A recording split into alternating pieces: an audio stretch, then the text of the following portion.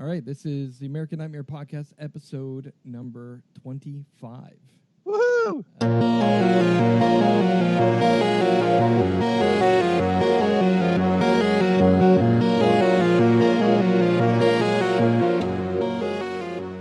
Nice.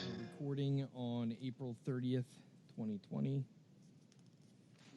In the middle of Armageddon. In the middle of Armageddon. In the middle of our own personal horror movie. Yeah, it really is. You know, it's funny. I was listening to a couple of the old episodes, the ones you just posted the other day. Yeah. And I think it was either the last one or the one prior to that. We were talking about all the good horror that was going to be coming out in 2020. And I was like, how funny is that to say that? Yeah. Meanwhile, 2020 seems like it's completely fucked. Like that. Yeah, it's its own horror show. Yeah, that meme I sent you of the, what was it? Me expecting a great 2020, and it's the little girl from Hereditary. Oh, yeah. And then the telephone that was pole awesome. says 2020 on it. That was awesome. I love that. Yeah. I sent that to the family because we actually watched that over the last month, and actually they both liked it. Yeah, it was a very poignant meme there. Yes, it was. Yeah, this is really an American nightmare.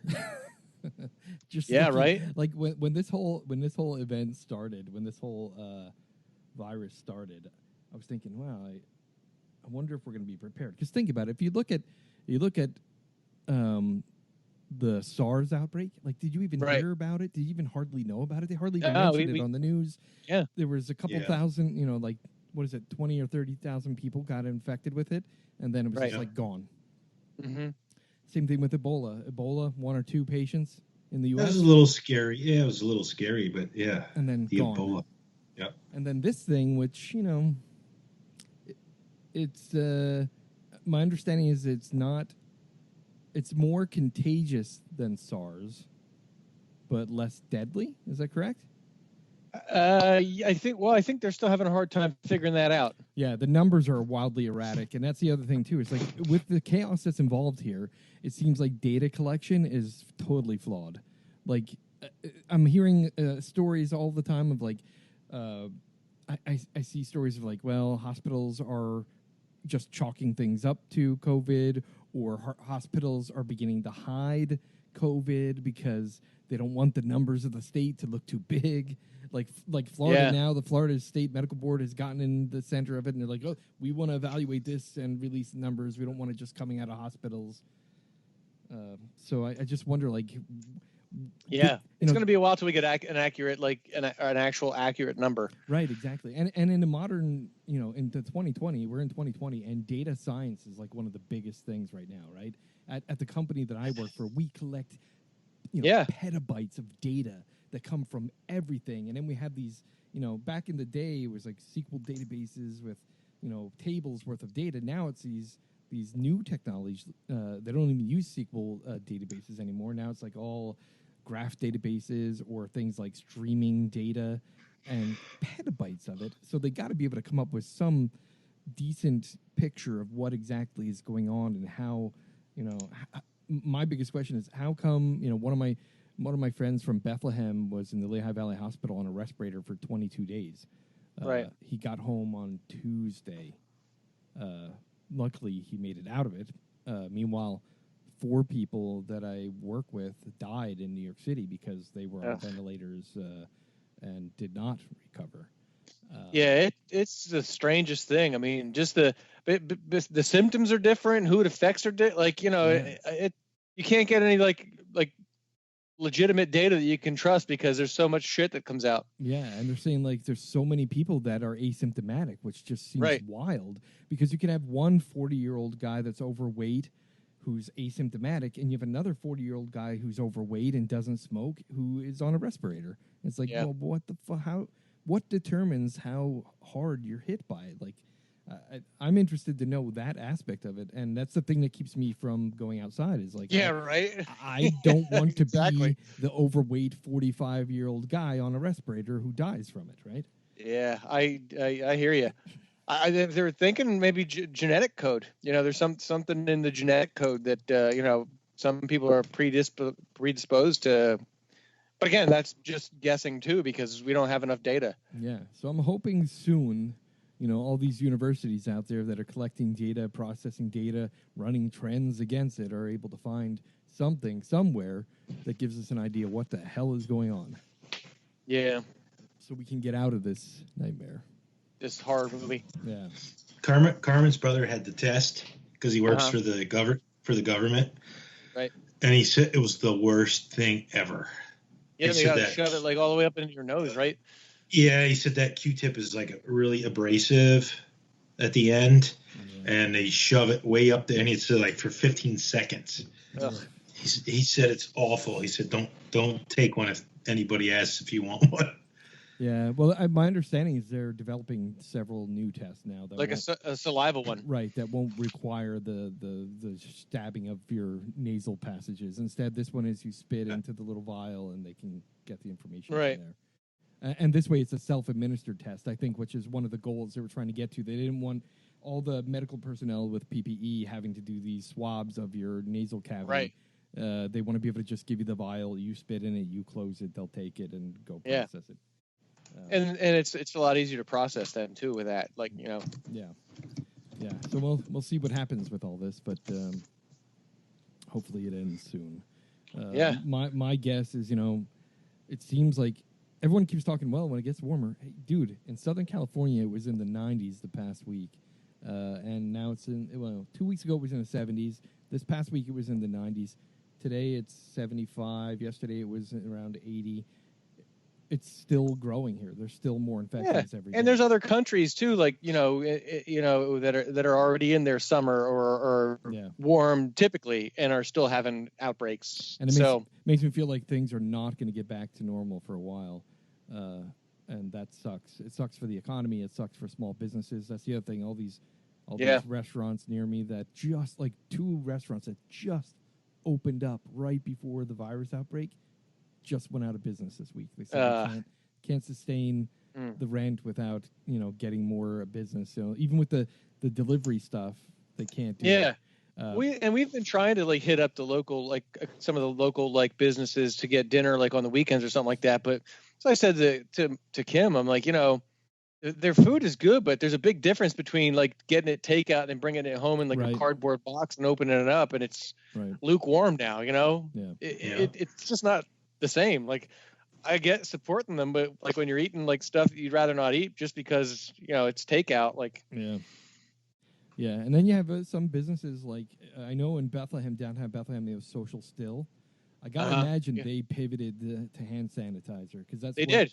They did. Yeah, so right around the corner from me, right across the street from me, behind my apartment building, there's a restaurant called the Portuguese Bend. It's the first distillery in California that's also a restaurant.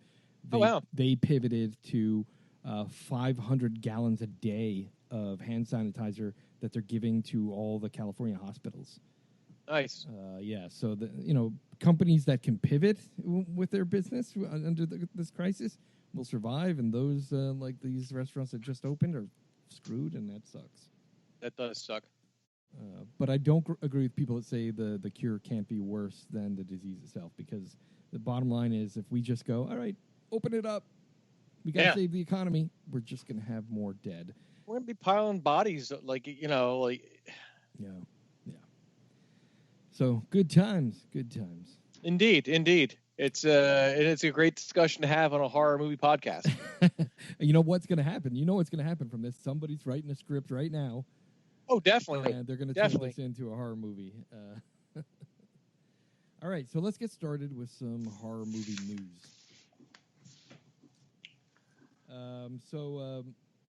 It's been announced somewhere between our last episode and this episode that Sam Raimi is officially directing Doctor Strange Multiverse of Madness. Yeah, I saw that. Nice. Yeah, which is great. The only thing I don't like is I know that, Disney last year said it'll be PG-13 and you'll like it. Fine. All right. We're used to that now with, Disney Marvel movies. But they don't want it to be extreme horror.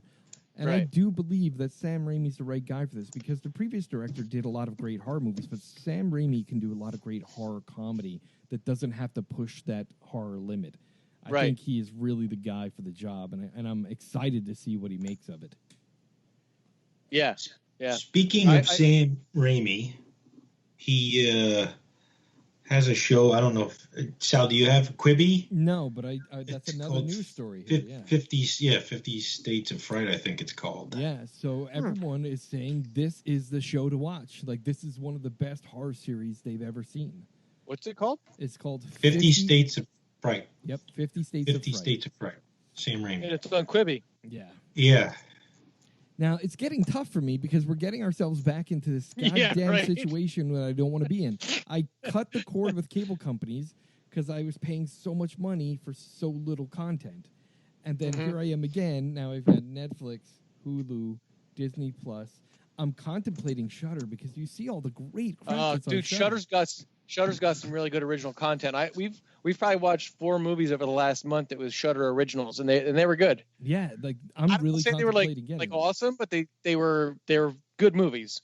Yeah, and then I see Quibi, and now Quibi's got Sam Raimi, and there's a bunch of other crap I saw on Quibi that looks like, oh my god, that's going to be awesome. Yeah, there's one with Anna Kendrick where she makes friends with her boyfriend's sex doll. That's great. On Quibi. That's great. Yeah. Nice. I thought it looked pretty interesting. That's fantastic. Yeah. Yeah, so that's a reason to get Quibi. Yeah, Sam Raimi has a multi-part series that's on there, and the reviews of it are fantastic. Series. Yeah, I might have to check it out. Yesterday, you could probably do a 90-day trial or something too. I think I did see they have a 90-day trial. Yeah. I think it is 90 days too. Yeah, so that's probably plenty, right? Yeah. Yesterday was the 10th anniversary of the new version of A Nightmare on Elm Street. Wow, that's right. It's been 10 years since that remake came out. It wasn't bad.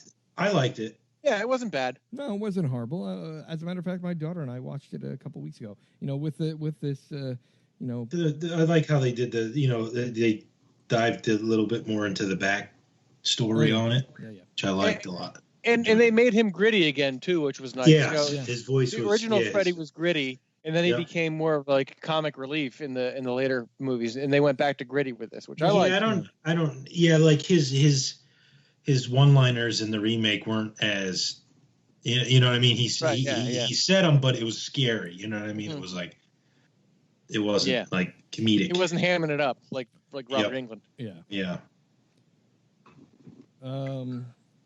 So there, news came out a little while ago that they are working on a new Hellraiser reboot. I saw that HBO is going to have a series. Yes, and HBO is doing a series. You are correct. So they're 2 different things. 2 different things are happening with Hellraiser at once, and it looks like the 2 are going to diverge from each other. They're not really the same storyline. The reboot is really a reboot of the full Hellraiser series. This TV series that will be on HBO is a separate story expanding on the well-established Hellraiser mythology. Huh. Nice. Yes. So I'm excited for both of those, really. Yeah. The original Hellraiser, if you ask me, that practical special effects in the original movie still hold up today. It's just definitely fantastic. I don't think it needs a reboot. I know it came out in 1987. It's old, blah, blah, blah. But even if you watch it today, I think those practical effects are amazing. Oh, yeah. Definitely. There is information about Evil Dead. When the remake of the Evil Dead movie came out a few years ago, which was pretty good. Yeah, I liked it. They almost immediately started writing a sequel, and the director recently did an interview where he exposed the fact that he wrote a new script, and it involved the return of Bruce Campbell's character. What? Yeah, but it got shelved. Ah. Yeah, unreleased movie sequel to the new Evil Dead got shelved. So it was in between when the newest one was released and Ash versus Evil Dead. Correct. He wrote a script that included Ash. Yep. Bringing Ash back into the picture, which was going to show that the Evil Dead was not a remake but a new story, because he was returning as the original character of Ash, who went through the whole Evil Dead, So this would have been after Army of Darkness. Yep. He would have returned. Okay. Yep. Wow. That would have been pretty freaking awesome. The convergence of those two stories, movie lines. I wonder why they shelved it. Don't know. I think part of it has to do with they are working on another Evil Dead sequel, which was going to be, the follow-up to Army of Darkness, which I believe that is also shelved. Well, there was rumors of another reboot too. Yes, I hope they don't reboot it again. Come on. Yeah. The reboot of the reboot. Yeah, exactly. The video game Last of Us Part 2 finally has a release date. Been waiting for this forever. June 19th, 2020. Nice. Yeah, I think you've mentioned it in a couple of these episodes. Fantastic game. Amazing graphics. Amazing storyline. HBO picked it up. Took them forever. Yeah. Man. HBO did pick it up as a miniseries that will be on HBO next year. The writer of the original story that wrote the video game storyline is writing the TV series for HBO. Because how long ago was that? I remember somewhat of the story, you know what I mean, with her dad and dude, Last of Us came out on PS3. That's what I'm saying. Oh, it's wow. like, why do you wait? Because I sort of forget. I mean, maybe they catch you up, but well, they did the reboot. They did the what was it? The reissue where they upped the graphics for PlayStation 4. Didn't they do a little side game too with her? Yeah, but it wasn't worth the like a whole game. Yeah, it just took forever to make this sequel, and it was supposed to come out last summer.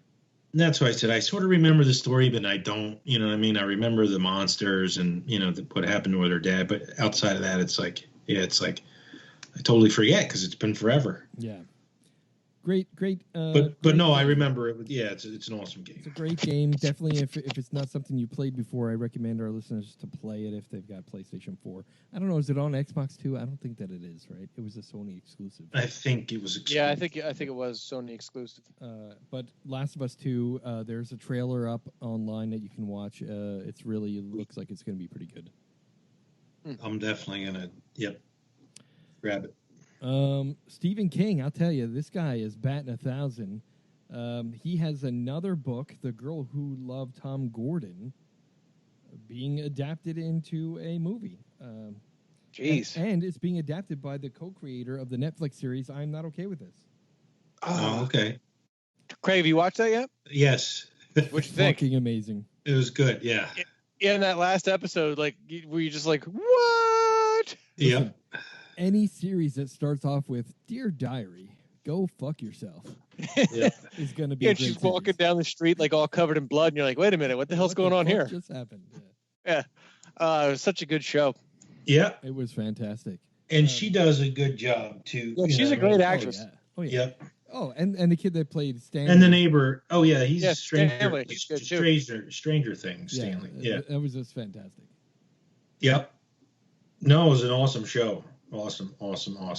I don't know if you are they going to have it? They're going to have another season of that, aren't they? I believe 2 or 3 are 2 or 3 seasons or no, it 2 or is 3 based on a graphic novel.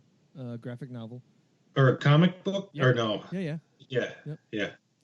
Of the same name, of course. I loved it, and it took place in Bumblefuck, Pennsylvania too. And I love that too.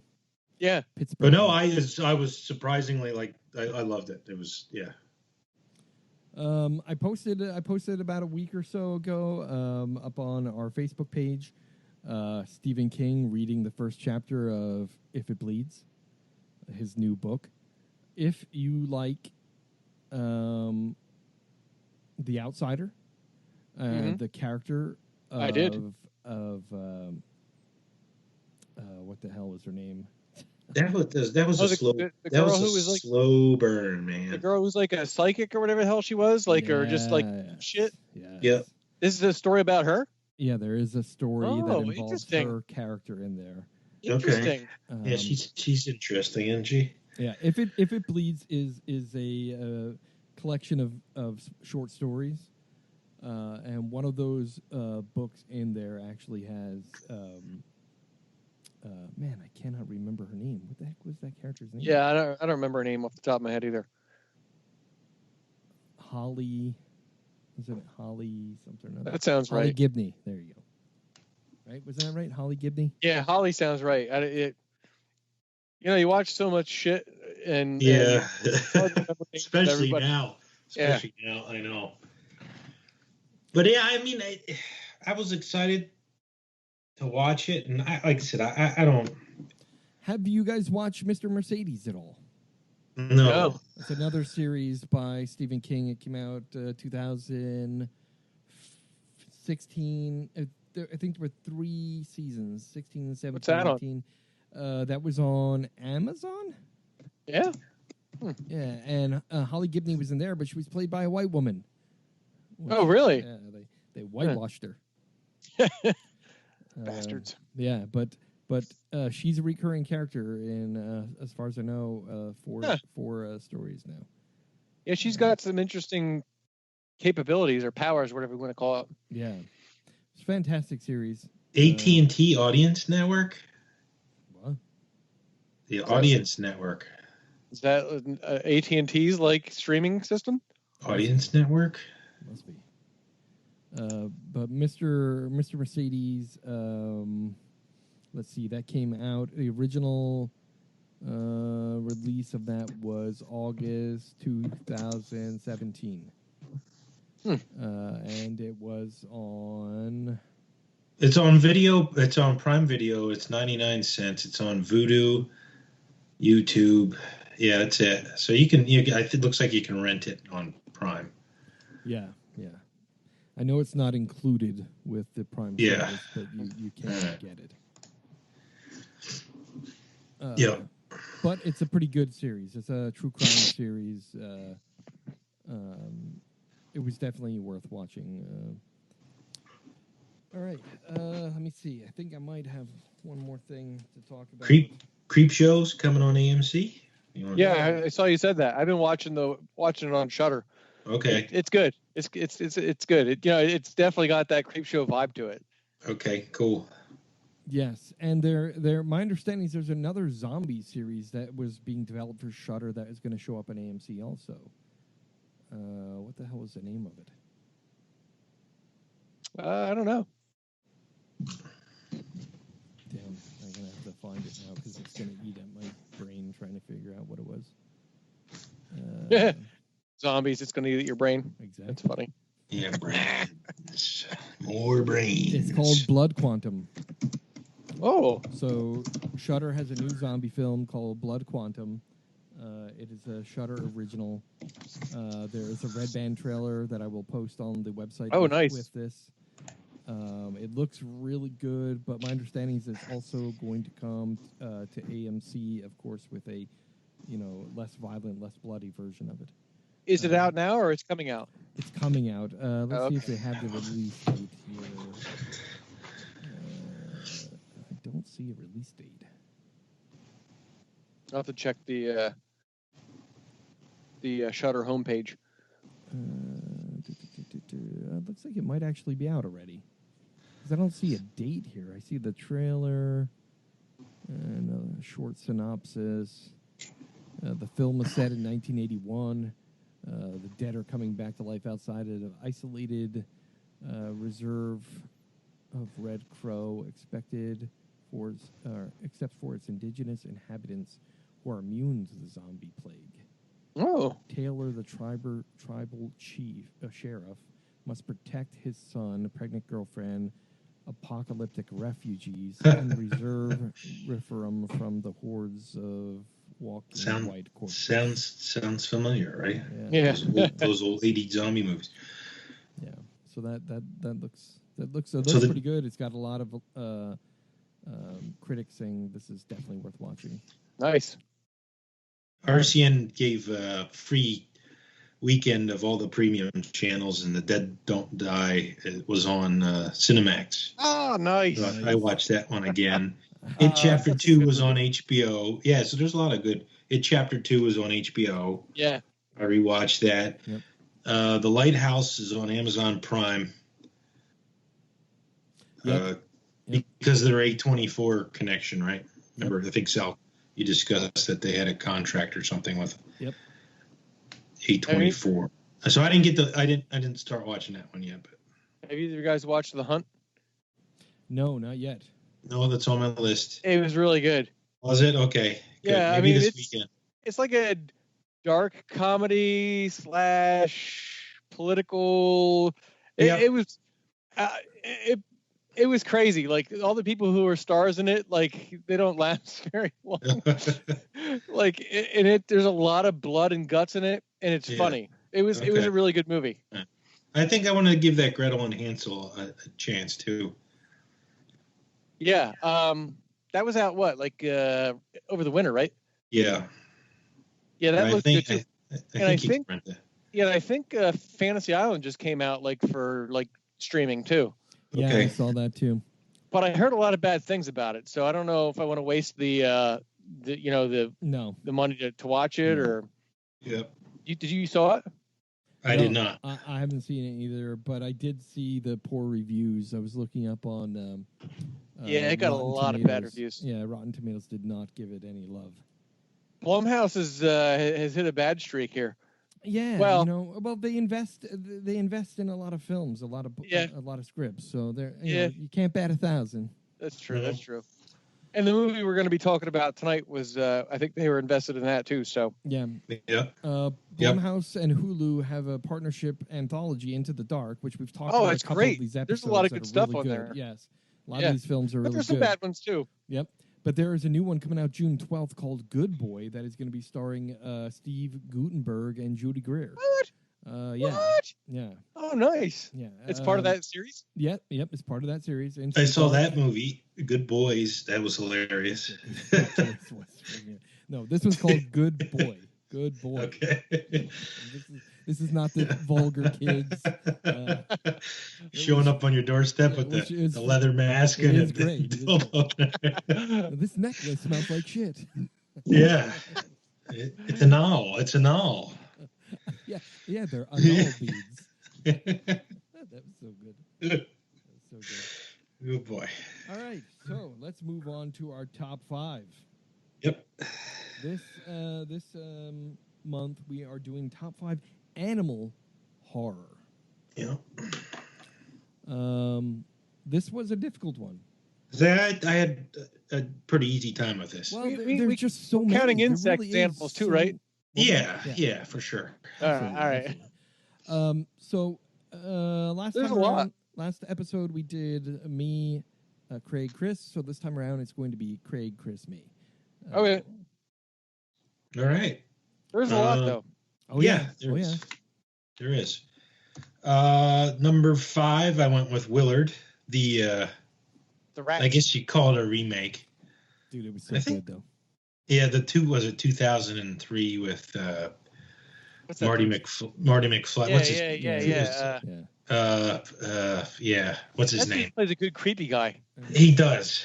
Crispin Glover. Yes. Yeah, he plays a good creepy dude. He does for sure. So yeah, that was my number 5. Well, and the original wasn't like the original story. That was in the 70s. Yeah, Ben. Yeah, I don't know the original. Yeah. Was the original good too? It wasn't really a horror. I don't know. I mean, it wasn't as scary, I wouldn't say. Oh, all right. Yeah. Went in a different direction with it then, I guess. 1972. It was a horror, but I didn't think it was. No, scary. I didn't know. Scary. Not at all. Number 4, I went with Piranha, the original. I mean, you can go with the 3D. That was kind of fun. Come on, 3 Double D was awesome. No, I know. That was a good movie. It was a good movie too, but I'll go original. That was good. That was good too. I mean, yeah. Because when I was a kid, I was like terrified. Yeah, definitely. Go in my pool, I was like, the piranhas are gonna get me, Yeah. So yeah, I'll go with the original. Okay. Piranha. Number 3, I went Pet Sematary, the original. Obviously, right? We don't want to say the remake. Fuck that new one. That showed up on Amazon Prime too. I think the remake. I won't watch it again. No, I won't either. But like 2 weeks ago, that popped up. I saw that. Yeah, I did. It's a recently added movie, but yeah, definitely the original, Pet Sematary. Number 2, I went with Arachnophobia. There's your insect. Nice. Very good. Nice. And number 1 is Jaws. Yeah. Sweet.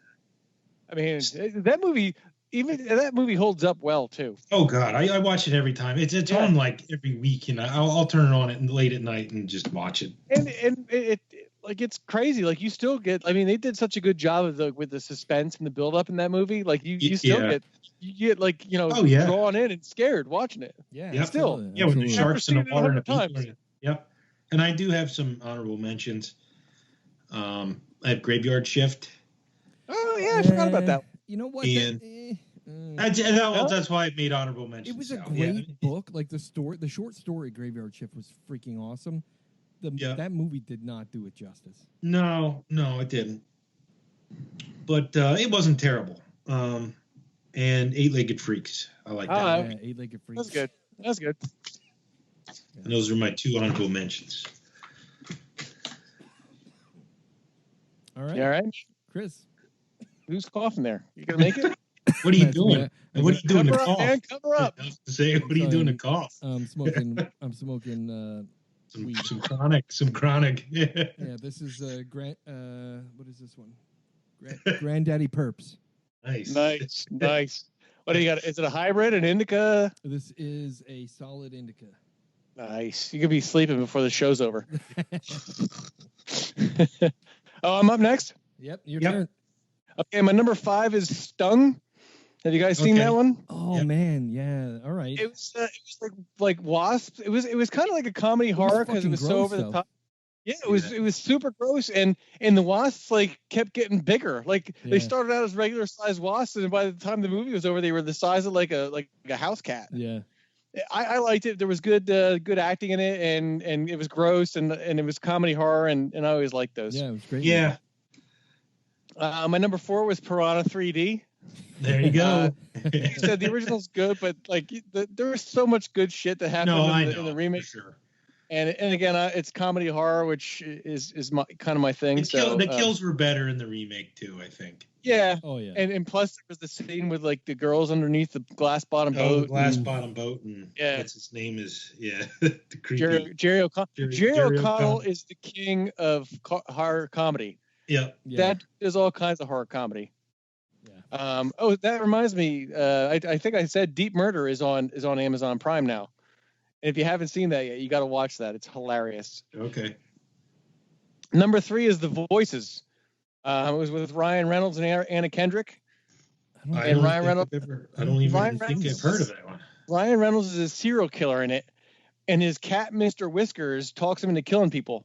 Wow. And he's got a dog named Bosco, who is like the good voice in his head.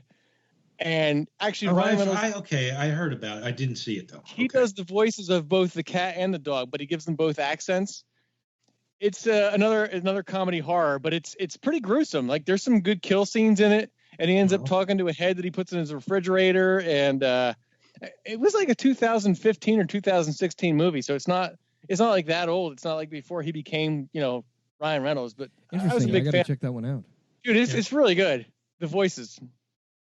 Matt Dillon did a serial killer movie too that just popped up. Was that the one? The supposed to be good. Which one? I think so, and that just popped up. I want to say that was one of those ones that got like protested because apparently they kill a duck in it or something. Yeah. All Lars von Trier's films get protested because he does some sick shit in them. But that was Matt Dillon and Uma Thurman, I think, was in that too. Yeah, so that popped up on Prime too. Yes, that's popped up on Prime too, I think. Yeah. So check it out. My number 2 was Arachnophobia. There you go. It was a great movie, and I'm not scared of spiders, but in that movie, I got really scared of those spiders. Like there was some good jump scares in it, and the acting was good too, right? Yeah. Goodman and Jeff Daniels. Jeff Daniels, yeah. And then my number 1 is Jaws. There you go. We had the same number 2 and number 1. Yeah. And then I actually have a couple honorable mentions. Go for it. Anaconda. Nice. It was not great, but it had a good cast. Was Ving Rhames in that? No, it was Ice Cube. Ice Cube was in that. It was Ice Cube, Jennifer Lopez, Jon Voight, Owen Wilson. Oh yeah. It was a good cat. John Voight had that cheesy accent. Yeah, he did. Oh, that was terrible. I liked it. That was terrible. All right, well, come on. And no, John Voight's like fake accent was horrible. Like his acting. And another honorable mention I had was Night of the Lepus, which is the one about the giant killer rabbits. Oh wow! I didn't see that one.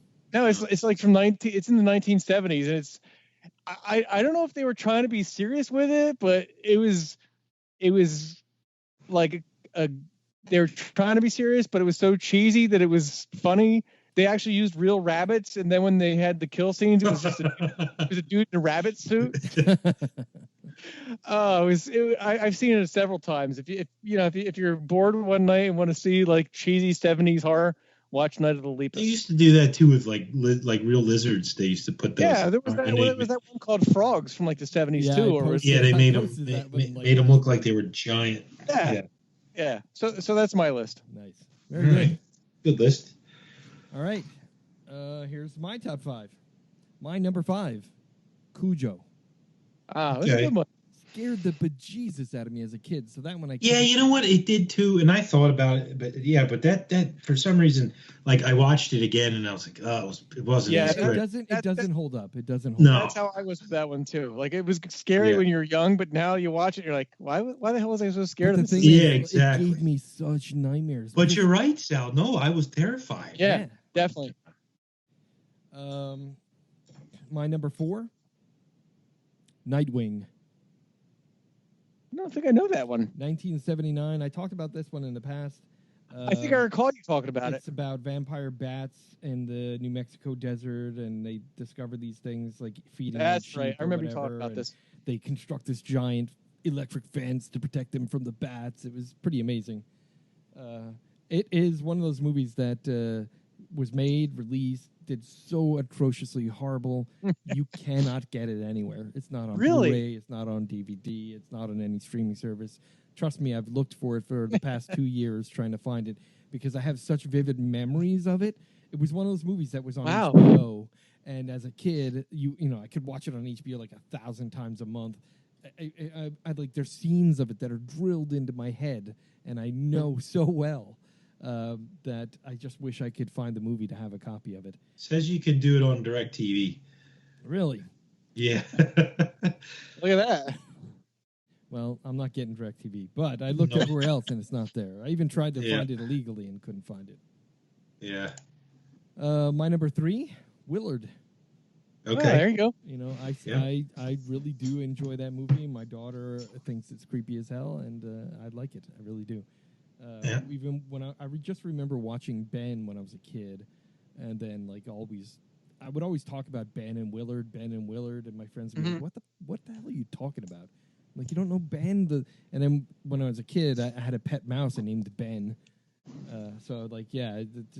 That remake, Willard, just was amazing. Yeah, Michael Jackson sang a song about him.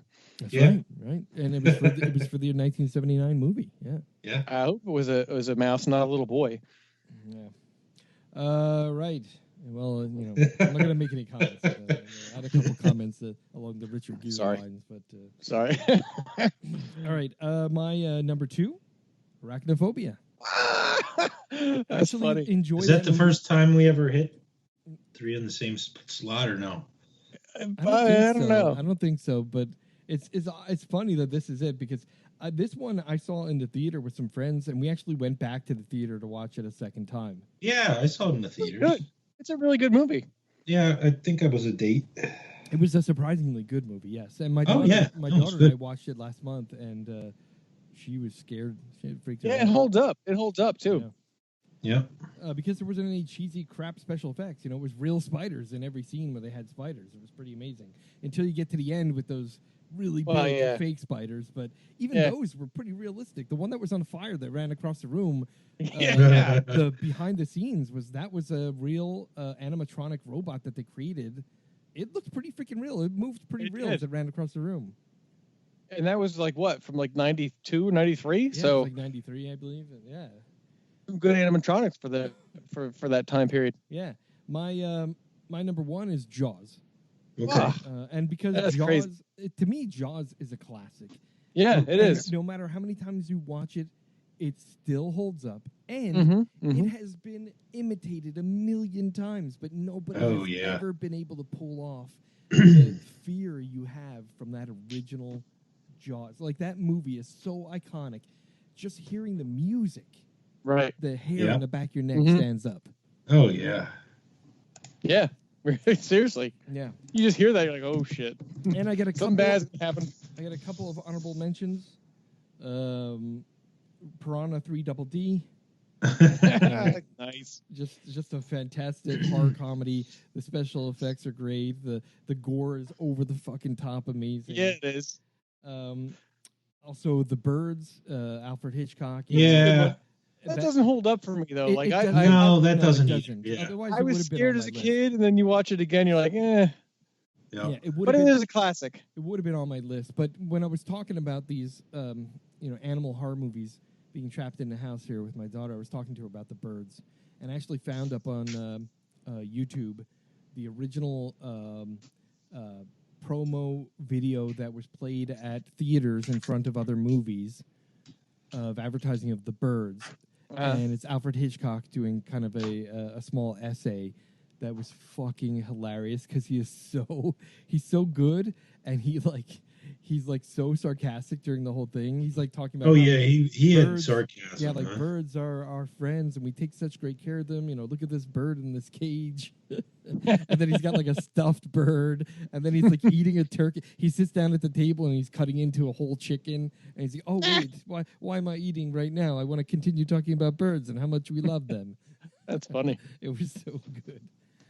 But yeah, I was showing her that. The movie doesn't hold up, but Prophecy, again, I talked about this one in the past, 1970. I remember that one. 79, I think it was 77 or 79. So it falls in there somewhere, but it was a warning movie about toxic waste and nuclear waste in the modern nuclear age and how it's going to mess with nature. And basically, it was this bear that was mutated from toxic waste. It was 12 foot tall and just ripping through the forest, killing people. And then they found 2 baby bears that were part of this, and it was they were mutated. And then they had them to take them back to some medical center, and this 12-foot bear is chasing them. It was pretty crazy as a kid watching it. I'm sure it doesn't hold up, but. And bears are scary to begin with. I mean, they're big. They're big regardless if they're mutated or not. Standing on its hind legs at 12 foot. Like tall. Annihilation. I'm surprised you didn't throw Annihilation in there, Sal. Yeah, well, yeah. It was all right. I mean, it wasn't revolved around animals really either. Yeah. It's just. And then my last honorable mention, of course, is the original Pet Sematary. Okay. Yeah. Excellent. Awesome. That was a great list. A lot of similarities in those lists. Yeah, absolutely. We constantly are because it was a big pool to choose from too. Yeah, no, but it just goes to show we got some similar tastes in horror films here. I just want to make a quick note that for our listeners that if they have any suggestions for top 5 lists, they can of course email us with feedback at the-american-nightmare.com. And suggest to us a top 5 list, or go onto our Facebook page and suggest a top 5 list category for top 5 horror genre or movie types or actors or whatever you want to come up with. As long as it's horror related, the top 5 suggestion would be awesome. Yeah, because it's getting harder and harder to come up with fucking ideas. That's right. That's right. It is. It absolutely is. Yeah. All right. Well, let's move on to this month's movie review. I picked this month, and I picked The Invisible Man. That is the 2020 remake of The Invisible Man. Completely different type of story. Oh, yeah, I was going to say they totally redid it. Right, but it is definitely loosely based on the original H.G. Wells Invisible Man. But it released by Universal Pictures, and it's also a Blumhouse production. This one was one of those, in my opinion, was one of those Blumhouse films that just did great. Yeah, I agree. I agree. And this was this in the theater for a week or two, and then they just released it on and then they because of the pandemic. They just decided to just put it right on streaming. Yeah. Yep. And it was a good idea that they did that because I watched it. Yeah. So this film, just to give you a little background on it, this is released 2020. It is distributed by Universal Pictures and produced by Blumhouse Productions. It was released February 27th, right amidst the pandemic. Played in the theaters for about a week or two, and then immediately moved to streaming at $20. Did it do okay? Did they show you dollars that they did in the theaters? So the budget for this film was $7 million. Wow. That's how much they spent making it. The box office take, as of me checking it on yesterday morning, $126.1 million. Okay. It fucking nailed it, man. For a $7 million budget. Because think about it, special effects wasn't a whole lot of them. No, not really. I mean, you can make the invisible guy without really having to, make an invisible guy. Exactly. and $7 million, they made $126 million. Now, I tend to think that, as good of a movie as I think it was, a lot of the movies that are doing so well is because of the quarantine. A great example is that new Trolls movie. I don't know if you saw. Basically, Universal Pictures says, "Dude, we made so much money. We're not even going to release this stuff in theaters anymore. We're going right out there, or maybe we'll do both. Maybe we'll do live, $20." And there was talk about that, like it was a brand new movie. They were talking $50. Yeah, but $20 I think is fair. Yeah, because and especially like I got a family, so the three of us watched it together. That's $5, $6, $7 a piece. Well, that's why they were talking 50, because if you got a family of four, then they feel that $50 is fair. I don't know if I would have spent 50 for it. I thought $20 was a good deal. Yeah, $20 was pushing the limit for me, really. I'm with you. Because if I go to theaters, it's either just me or me and my daughter. And between the two of us, if we go to maybe a 3D or a IMAX, it could cost $30 or $40, but not just for a regular movie, two people. Well, and if you're going to rent it on DVD when it comes out, you're only going to spend like $30 tops. Yeah, and most streaming places, you can do rentals for $5-10. So why would you pay $20, right? I was really almost anticipating just waiting, but then I started reading a bunch of reviews, and I'm like, all right, fine, we got to watch this one. This is one I pick, and that's how I was too. And it's not disappointing. So, just a kind of a quick thing, right? So this is about it's about this girl who's in an abusive relationship with, and I love the way they played it. Dude, the tension started like right away, 30 seconds. Yeah, it was like, she was like right out of the gate, dude. And you're like, and your heart's like, what the hell, you sort of knew what was going on. Yep. And you see that she's got a bottle of diazepam in her hand, and she's trying to escape this house. The guy's sleeping, so you have this high tension, like trying to get away from this abusive boyfriend while he's asleep. She gave him a little extra something to keep him asleep. And you look at the security he has, and it's obvious that he's a very wealthy person. The Audi. Just the whole situation. So it started out great, right? It's really about this girl that is in an abusive relationship. She tries to get away. The guy is really a Silicon Valley genius who works with optics, and apparently has invented some way to make himself invisible. And he tortured her to the point where making her believe that what he said was, you try to get away from me, no matter where you're at, I'm gonna be there, and you won't even see me. I'll be right in your face, and you won't even see me, and you will never get away from me. And she was losing it, obviously. She was very abused to the point where she was losing her mind, or at least thought she was, right? And she did a really good job. Unbelievable. I don't know who that actress is, but I've not seen That's the chick from The Handmaid's Tale. Oh, all right. So I haven't watched like you said, you didn't really see this guy, like hardly, small amount in the movie. And she just, like, you know what I mean? She sort of filled in the blanks for you with her acting. Yeah, she's phenomenal. Yeah. I think she may have won an award for that show too, if I remember correctly. I think so. Yeah, I think you're right. Yeah, she was fantastic. I just looked her up. Elizabeth Moss. That's her name. Yep, yeah. That's it. Yep. Yeah. So that was just a great actress. And like I said, the tension was so strong all the way along. And then the whole movie. Yeah. She made you feel that way.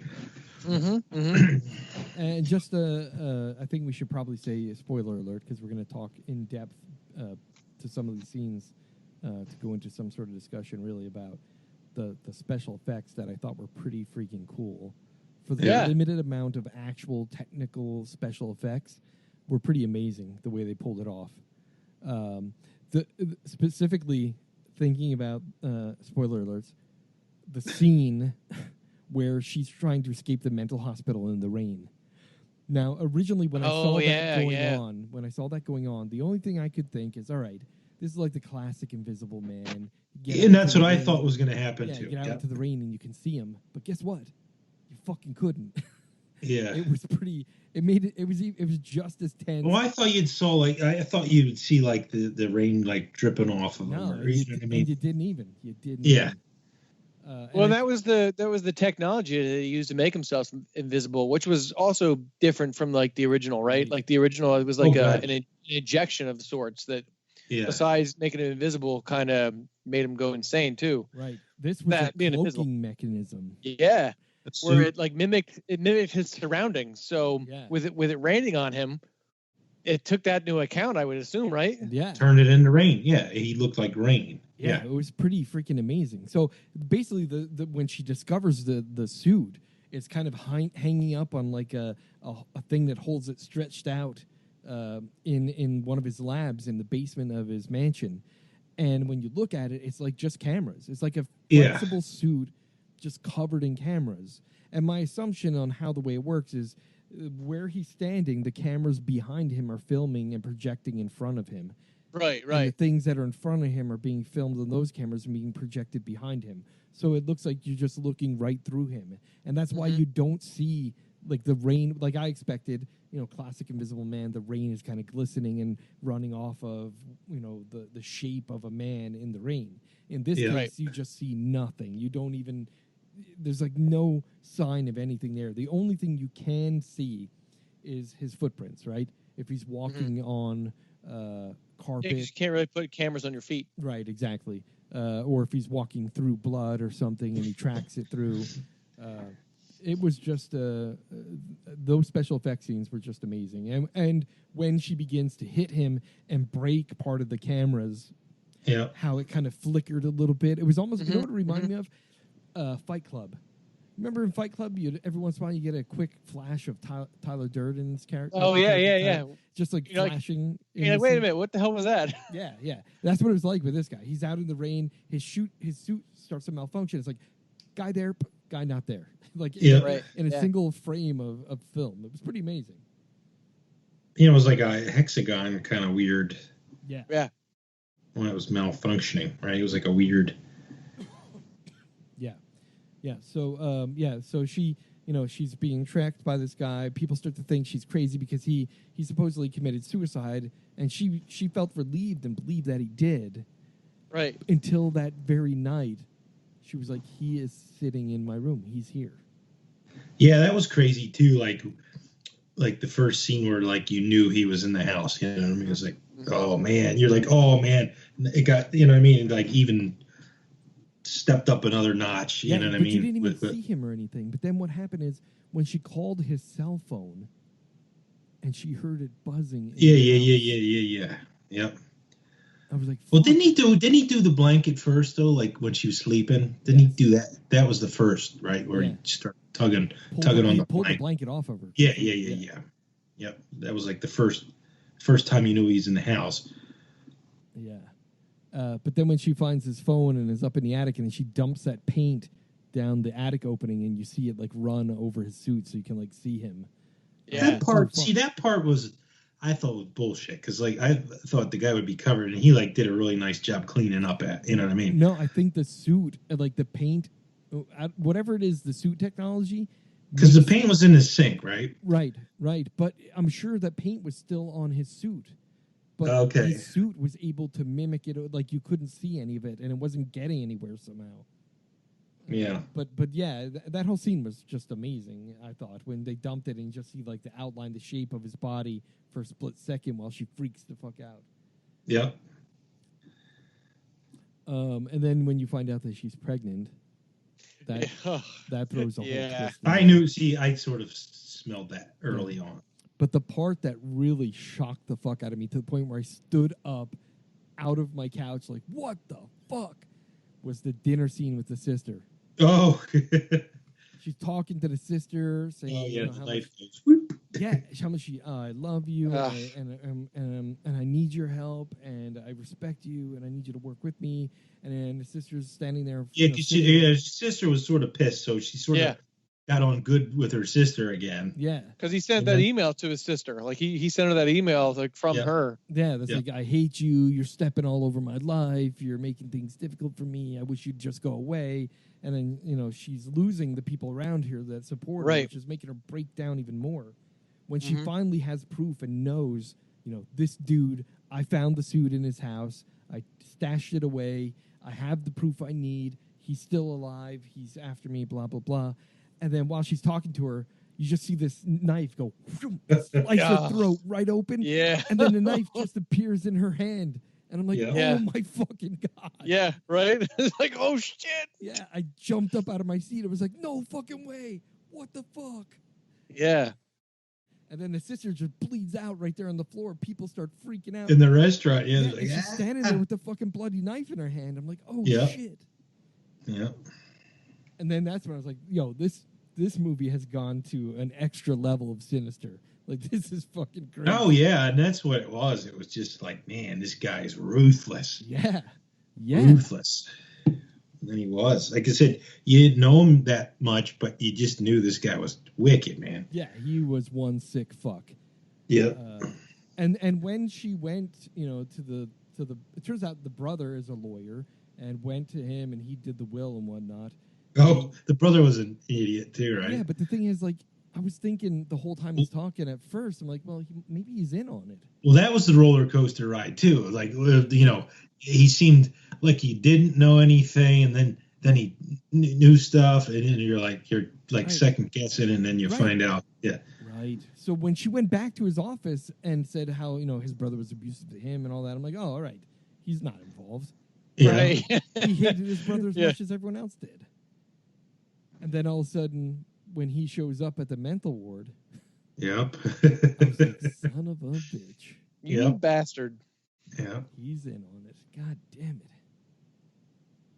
Yeah, and then like shit started getting really crazy too. Like cops started getting shot, and like at first I was like, yeah, there's not a whole lot of people dying in this, you know. And then like that last like half hour, like it was crazy. Well, think about it.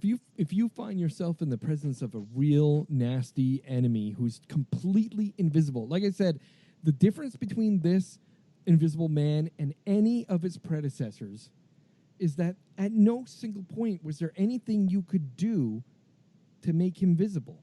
Yeah. Like, he was covered in rain, he was covered in paint, and it just disappears. Yeah. It disappears under the technology of the optics in that suit. So there was nothing you could do to him to make him traceable. Stab him. Yeah, and you could hear his voice and whatnot. And the one cop I thought was going to shoot him because he's like pointing the gun towards him, and it's like, well, wait a minute, just pull the trigger, guy, just pull the trigger. Yeah. Yeah, it was pretty insane, and he just was killing people. He was like, I don't give a fuck, I'm invisible. No one can prove that I'm still alive, and he's just like killing cops as he's leaving the mental ward. Yeah, that was I was just like, whoa, crap. Yeah. And not only that, he was fucking brutal about it. He wasn't just killing them. He's like crushing their fucking heads against the wall, fucking stomping on them, whatever. It was pretty nasty. But yeah, you know, you get to the end of that movie, you get to the point now where she's like, I'm going to take care of this. You know, people are like, oh no, he is alive. It was his brother who really was the bad guy because they wound up killing him in the suit. And it was the brother in the suit. Which for a moment there, I kind of questioned it and thought, oh, shit, maybe it was the brother. Yeah, that's what I thought, too, for like a couple of minutes. I was like, oh, so it was his brother doing it the whole time. No, see, I told my wife, I was like, no way. I said, the guy's too smart. I was like, there's no way it was his brother. Yeah, and then the ultimate resolution, you know, where she goes to his place with a wiretap, hoping to nail him, you know. You think if they would have called the movie The Invisible Woman, it would have spoiled the ending, or no? Yeah, it would have. Yeah. Well, that was one thing that I was wondering about. Like I know the suit was a whole bunch of like cameras on like attached to something, Yeah. Was it like Lycra, or like how would one suit fit like two different people of different sizes? Well, that's the thing. Yeah. It was stretched out because remember the thing it was hanging on was a stretch. Oh yeah. So it's that's right. That's right. And then when she took it down, it kind of shrank down pretty small. That's true. Because that was one thing I was thinking about. I was like, how's that suit going to fit her too? Yeah. But yeah, you're right. It was stretched out. Yeah, so it must have been like a Lycra type material or something. And when they showed the cameras active, remember they kind of like zoomed out and zoomed in, and they kind of shrunk a little bit. It was weird. It was like they kind of got big and then they shrunk down a little. It was very interesting. The way they portrayed the technology, they didn't go into depth, so we really don't know exactly how it worked, right? Right. But we knew enough that he was some sort of genius. You kind of think of it as like I just look at it this way. Imagine. Maybe we shouldn't spoil the ending either. I mean, imagine what's his name from Facebook? Zuckerberg. Yeah, imagine Zuckerberg. Imagine Zuckerdick as a lunatic who's after some chick. You know, he's got the kind of money that could develop and create that technology and keep it for himself and fake his own death and do that shit. So to me, just watching this is like, there has to be. I mean, think about it. When you technology, think about, not only that. When you think about people who are successful in the world, dictators, CEOs, most of them are sociopaths, right? I mean, to be that successful, you need to have some sense of ruthlessness and lack of empathy for other human beings, right? True. Yeah. So this is not that far fetched from what the reality could be in the 22nd or 23rd century, right? Because we have sociopaths out there that have this type of control desire in their life. And if you think about it, when his brother was talking about him, he's saying, look, nobody ever said no to him. And when you said no to him, he lost it. Yeah, you became the hyper focus of his life. And that is, he's a sociopath who just wants that. It just, to me, is not that far-fetched from reality. Yeah, you're right. So I can see Stephen Miller being the Invisible Man. Right? I'm sure he's the one that came up with the idea of, if the states want COVID help, they need to eliminate their sanctuary city policies. He tries to slip his shit into every goddamn situation. That guy got married. Exactly. Yeah. I can't. So like I said, I don't know if you want to spoil the ending, but we said spoiler alerts, but we'll leave it at the. I don't think we sort of said if it's still out in the theater, we won't really do that either, right? Yeah. True. Just in summary, for me, I'm going to say, I really enjoyed the movie. It was thoroughly entertaining. It's one of the better ones I've seen. Yeah. Yeah, I would say for 2020, it's probably the best one I've seen in quarantine. For sure. Yeah. So for me, I'm going to give it a 4.5 stars. I had that in my mind last night, 4.5. I'll give it 4, but okay, we'll go 4.5. All right, so we'll go with the American Nightmare podcast is giving the 2020 release of The Invisible Man 4.5 stars. Yep. Sweet. Definitely worth watching. Oh God, yeah. Definitely. I was pleasantly surprised for sure. Suspenseful, entertaining, and very well done.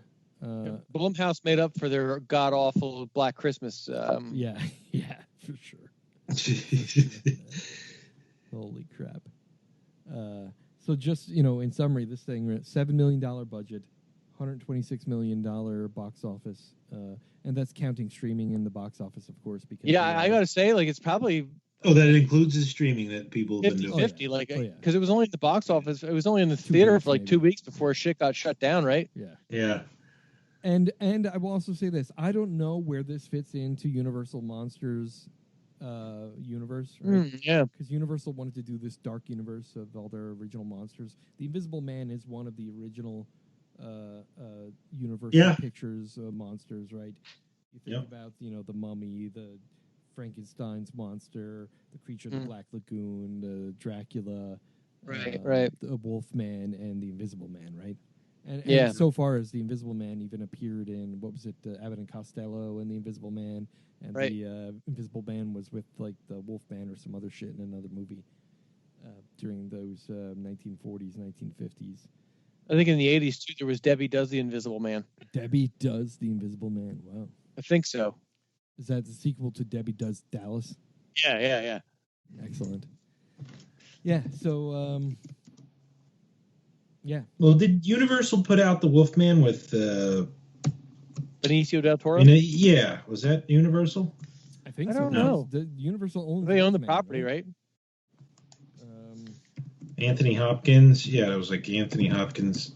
Oh, that was Wolf, right? Or no, yeah, that was just Wolf. Yeah, that was Wolf. Or no. No, that was Michelle. Wolfman was 2010, right? That was Benicio del Toro. That was Emily Blunt was in it. Hannibal Lecter, wasn't it? Yeah. Yeah, Anthony Hopkins was in it. Yeah. Oh, I'm thinking of Jack Nicholson. Jack Nicholson and Michelle Yeah, that was Wolf. Yeah, that was Wolf. Yeah, Michelle. Okay. My bad. My bad. Wolfman 2010 was Universal Pictures. Yes. Okay. All right. And it didn't do very well. So now they got two, right? You're saying the Invisible Man was Universal. Oh, there's the Mummy too that just came out like 2 years ago. With Tom Cruise. Yep. Mummy was a flop because it was a piece of shit. They had the Dr. Jekyll and Mr. Hyde in that one, and they were going to make that movie, but they bailed on it after that movie did so poorly. And let's just I like that. I like that character and concept, Dr. Jekyll and Mr. Hyde. Yeah, well, let's just look back. The Wolfman of 2010, right? That was released by Universal based on the original Wolfman. Starring Benicio del Toro, Anthony Hopkins, Emily Blunt, Hugo Weaving was in it. Music by Danny Elfman. They spent $150 million making that piece of shit, and the box office it only brought home 139 million. It missed making his money back because it really wasn't that good. Yeah. And I was excited to see that one too. And it's sad to see Universal, the creators of those monsters, the guys that own the intellectual property of those, and they're just killing the poor franchise. They're just killing it. That's a horror in itself. Yeah. All right. Well, we're going to wrap up this episode. Okay. Hey, real quick before we do, we forgot to mention it earlier in the news and stuff like that, but season 2 of What We Do in the Shadows has been great. Oh yeah. It's been fantastic. Yep. I just watched the one before the podcast, the one from last night. I love it. Yeah. So funny. the curse that they had last night. Oh, the Bloody Mary. Just loved it. Loved it. Oh my God. That show is so the phone funny. The phone was bloody when he answered the phone. It's Bloody Mary. Sounded like Bloody Mary. It was such a good show. If you don't watch What We Do in the Shadows, you got to go check it out. It's really good. And watch the movie, because I know the movie doesn't link all that much to the show, but still, the movie's the original writers, the original storyline. Fantastic. Well, they're talking about doing another movie, right, with the werewolves. Yeah, and just makes it. Well, and they do show up in the one episode of season 1, in episode 6 or 7. Yeah. So for a little bit, they were pissing on the hedges, right? Yeah. That's my mother's vulva. Yeah. It smells like werewolf piss. Yeah. Oh man. All right. Yeah. I just wanted to remind everyone about that. Yeah, absolutely. Definitely worth watching. And just another note too. Lock and Key. I've heard that's good. It's in my queue. I just haven't watched it yet. It gave me such horrible anxiety, but it was so really good. It's a horror.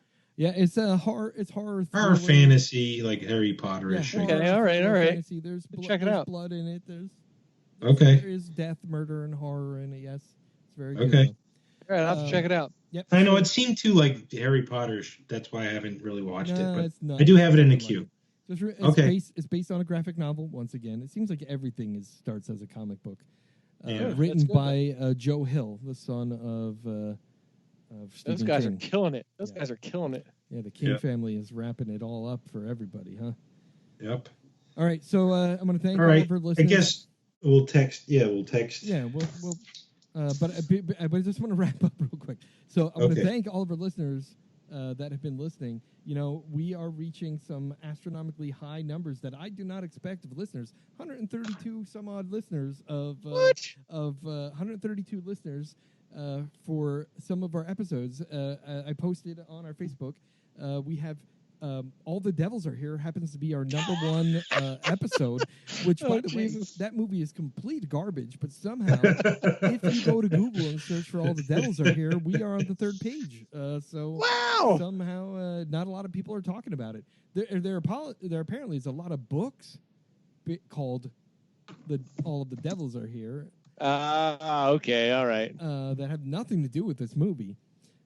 But the fact that 132 downloads of that episode, that's kind of impressive. That is. For three guys chatting about horror movies that we don't really advertise this anywhere. So I want to thank everyone that does listen.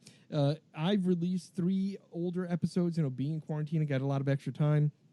I released 3 backed episodes that I didn't get to at some point, and I had plenty of time now, so I edited those, posted them. The episode for The Chill, 32 downloads in the first hour. Oh, wow. Yeah. So I'm assuming that people have us set up as a subscription now, and the minute I post, they are automatically downloading episodes, so that's awesome. Awesome. Thank you, everybody. Yeah. And thanks. if you want to give us any feedback, give any suggestions for future discussions on podcasts, you want to share some horror news or just general feedback, you can email us at feedback@the-american-nightmare.com or visit our website, theamericannightmare.com, and click the feedback button there. Make sure visit our website. If you're using a good podcast player, like something like Overcast, or using the Apple player, there is a link. I do chapters, and I link all the chapters so you can skip ahead to each section of our podcast. I also put notes in there that link back to the website to show you all the news that we discuss and our top 5 lists that you can read along with as you're listening. So everybody, get out there, use a good podcast player, listen to us, enjoy the content. And if you have any suggestions, please give us some feedback, and we're happy to oblige those requests. Until next month, we'll talk again. Thank you. All right. All right. So guys. long.